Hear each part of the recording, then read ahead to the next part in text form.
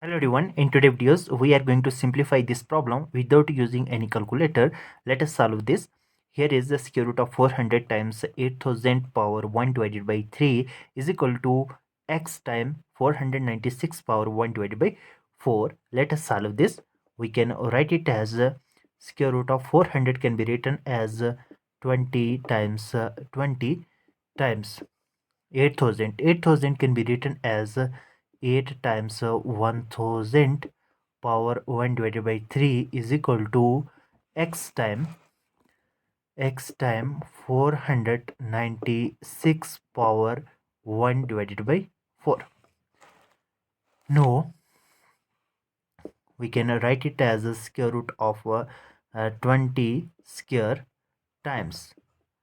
We know that a times b power n is equal to a power n times b power n.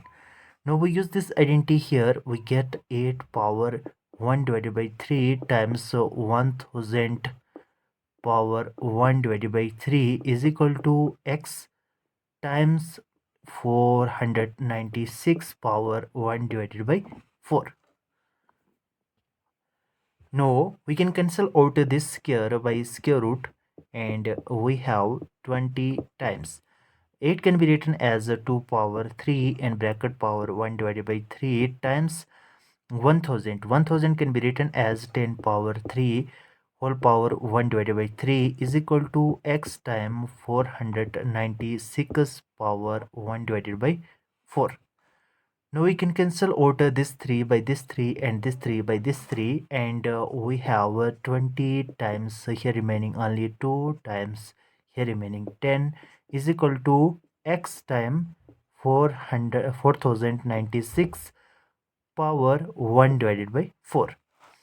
Now we have 20 times here it become 2 times 10 it become 20 is equal to x times 496. It can be written as 64 times 64 and whole power 1 divided by 4, which implies it become 20 power 2 is equal to x times 64 power 2 and whole power 1 divided by 4.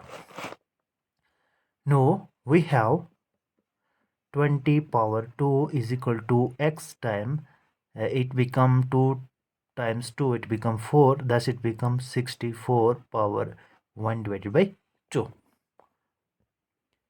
Now we have 20 power 2 is equal to x times 64 can be written as 8 power 2 and whole power 1 divided by 2, which implies 20 power 2 is equal to x time. We can cancel out this 2 by this 2, here remaining only 8,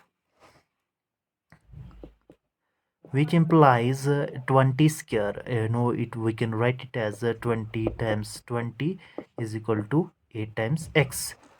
Now, on dividing both sides by 8, we get 20 times 20 divided by 8 is equal to 8 of x divided by 8, and we can cancel out this 8 by this 8.